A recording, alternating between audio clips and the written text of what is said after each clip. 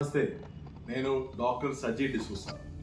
ఇప్పుడు మనం disc bulge అని, డిస్క్ ప్రొలాప్స్ అని, డిస్క్ హెర్నియేషన్ అని, డిస్క్ డెసికేషన్ అని, మళ్ళీ ఏంటి డిస్క్ ది థీకల్ సాక్ టేర్ అని, అట్లా రకరకాల విధంగా మనము డిస్క్ సమస్యలు వింటున్నాం కదా.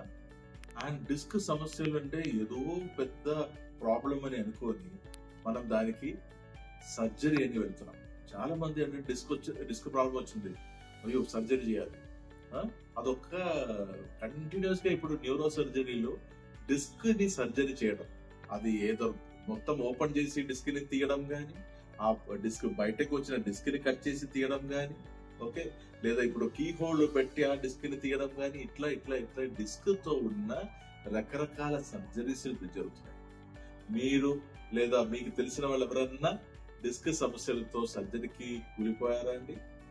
యాక్చువల్లీ ఏంటంటే 95% ఆఫ్ డిస్క్ సమస్యలకి సర్జరీ అవసరమే లేదు.